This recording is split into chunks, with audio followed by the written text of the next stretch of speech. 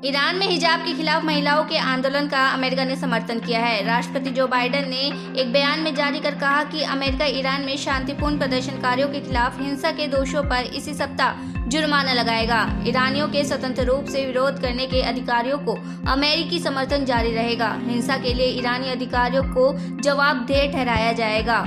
Biden का ये बयान ऐसे समय आया जब ईरान के सर्वोच्च धार्मिक नेता अयातुल्लाह अली खामनेई ने हिजाब विरोधी आंदोलन के पीछे अमेरिका व इसराइल का हाथ होने का आरोप लगाया है।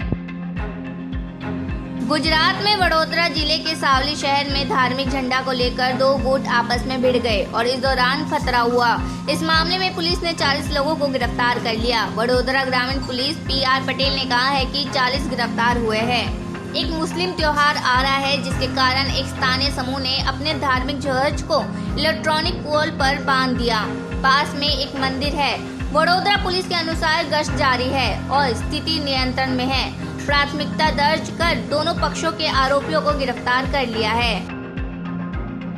विदेशी बाजारों में डॉलर के कमजोर पड़ने और घरेलू शेयर बाजारों में लिवाली का जोर रहने से मंगलवार को शुरुआती कारोबार में रुपया अमेरिकी डॉलर के मुकाबले 31 पैसे की मजबूती के साथ 81.51 के भाव पर पहुंच गया। हालांकि मुद्रा कारोबारियों ने कहा है कि अंतर्राष्ट्रीय स्तर पर कच्चे तेल की कीमतों में तेजी रहने से रुपये की मजबूती पर थोड़ा असर देखा गया। पंजाब के मोगा के भगा पुरान दशहरा से पहले एक युवक के पास से हथियार और विस्फोटक जमा कर लिया गया, जिसे गिरफ्तार कर लिया गया है। आगे की जांच जारी है। ये जानकारी CIA स्टाफ भगा पुरान प्रभारी तरलोचन सिंह ने दी है। केंद्रीय गृह मंत्री अमित शाह जम्मू कश्मीर के राजौरी में एक जनसभा को संबोधित कर रहे हैं। इस दौरान उन्होंने कहा है कि ये रैली ऐतिहासिक है। मोदी के नारे उन लोगों को जवाब है जो कहते हैं अनुच्छेद 370 जाएगा तो खून की नदियां बहेगी। जम्मू कश्मीर के लिए काम करने का उत्साह बढ़ा है। ऑस्ट्रेलिया के केंद्रीय बैंक ने मंगलवार को अपनी मानक ब्याज दर में लगातार छठे महीने वृद्धि की, जिससे ये 9 महीने के उच्च स्तर 2.6% पहुंच गई। रिजर्व बैंक ऑफ ऑस्ट्रेलिया ने नकदी दर में 0.25% की वृद्धि की, जो विश्लेषकों की उम्मीदों से कम है। विश्लेषकों ने 0.50% वृद्धि की संभावना बताई थी। वैश्विक बाजारों से मिले सकारात्मक संकेतों के बीच घरेलू शेयर बाजारों के मानक सूचकांकों में मंगलवार को शुरुआती कारोबार में जोरदार उछाल देखा गया। BSE के मानक सूचकांक सेंसेक्स में 1028.28 अंकों की तगड़ी बढ़त देखी गई। इस तरह सेंसेक्स कारोबारी दिवस की शुरुआत में ही 97,817.09 अंक पर पहुंच गया। पात्र चौल जमीन घोटाले मामले में शिवसेना सांसद संजय राउत को राहत नहीं मिली है। उनकी न्यायिक हिरासत 10 अक्टूबर तक बढ़ाई गई है। उनकी जमानत याचिका पर भी सुनवाई 10 अक्टूबर को ही होगी। जम्मू कश्मीर के DG हेमंत लोहिया हत्याकांड पर बड़ी खबर सामने आई है। मुख्य आरोपी और नौकर यासिर को गिरफ्तार कर लिया गया है। उसके ऊपर दरवाजा बंद कर DG की हत्या करने का आरोप है। उसकी गिरफ्तारी कानाचक इलाके से हुई है।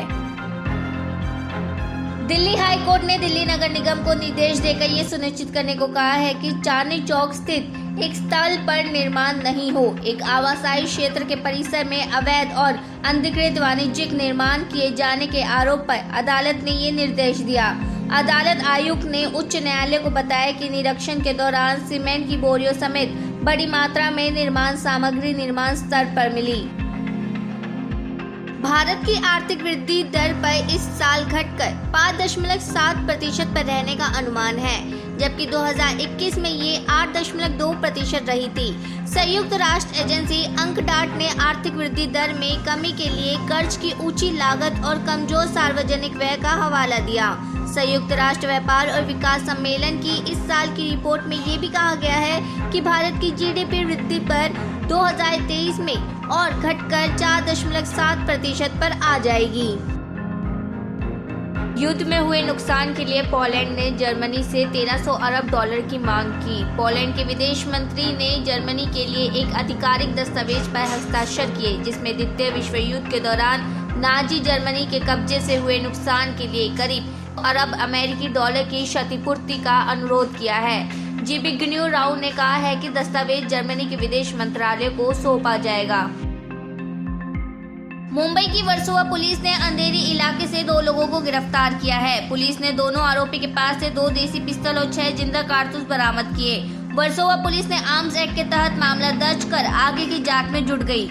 आरोपी को कोर्ट में पेश किया, जहां कोर्ट ने 6 अक्टूबर तक पुलिस की कस्टडी में भेज दिया है। मुंबई में सीएनजी और पीएनजी की कीमतें बढ़ गई है। सीएनजी में 6 रुपए और पीएनजी में 4 रुपए की वृद्धि हुई है। अब सीएनजी की कीमत 86 रुपए प्रति और पीएनजी की कीमत 92.50 रुपए प्रति SCM हो गई है। मुंबई की एक अदालत ने पॉपुलर फ्रंट ऑफ इंडिया यानी पीएफआई के 5 कथित सदस्यों की एटीएस हिरासत अवधि 8 अक्टूबर तक के लिए बढ़ा दी। इनको कई एजेंसियों की ओर से की गई छापेमारी के दौरान महाराष्ट्र में गिरफ्तार किया गया था। देश में गत 22 सितंबर को एनआईए के नेतृत्व में कई एजेंसियों की ओर से की गई छापेमारी के दौरान महाराष्ट्र के आतंक निरोधक दस्ता द्वारा 20 लोगों को गिरफ्तार किया गया था, जिनमें ये 5 आरोपी शामिल हैं। अफगानिस्तान की राजधानी काबुल में धमाका हुआ है। स्थानीय सूत्रों के अनुसार विस्फोट इंटरकॉन्टिनेंटल होटल के पास कर्तब परवन इलाके के करीब हुआ है। नॉर्थ कोरिया ने जापान की तरफ बैलिस्टिक मिसाइल दागी है। साउथ कोरिया ने बैलिस्टिक मिसाइल दागने की पुष्टि की है। नॉर्थ कोरिया की हरकत से जापान के साथ तनाव बढ़ा है। बैलिस्टिक मिसाइल की घटना के बाद जापान में अलर्ट जारी किया। जापान सरकार ने इमरजेंसी मीटिंग बुलाई है। राष्ट्रीय सुरक्षा कमेटी की इमरजेंसी मीटिंग बुलाई गई। प्रतिबंधित पीएफआई के 4 सदस्य गिरफ्तार किए गए। यूएपीए के तहत मामला दर्ज। दिल्ली पुलिस ने कहा है कि प्रतिबंधित पॉपुलर फ्रंट ऑफ इंडिया के 4 सदस्यों को गिरफ्तार किया गया है। पुलिस ने पीएफआई के खिलाफ शाहीन बाग थाने में यूएपीए के तहत मामला दर्ज किया गया। गुरदासपुर में देखा गया पाकिस्तानी ड्रोन, बीएसएफ ने की फायरिंग। पंजाब के गुरदासपुर में बीएसएफ की पोस्ट पर रात को फिर से पाकिस्तानी ड्रोन देखा गया। ड्रोन भारत की सरहद के अंदर 19 मिनट तक घूमता रहा। उस पर बीएसएफ के जवानों ने कई राउंड फायरिंग भी की। गुजरात के खेड़ा में नवरात्रि समारोह के दौरान खतरा हुआ, जिसमें 6 लोग घायल हो गए। डीएसपी ने बताया कि उंदेला गांव में बीती रात नवरात्रि समारोह के दौरान आरिफ और जाहिर नाम के 2 लोगों के साथ एक गुट ने हंगामा शुरू कर दिया। बाद में उन्होंने पथराव किया, जिसमें 6 लोग घायल हो गए। सभी आरोपियों की पहचान की जा रही है और सख्त कार्रवाई की जा रही है। गांव में पुलिस तैनात कर आवश्यक इंतजाम कर लिए गए हैं।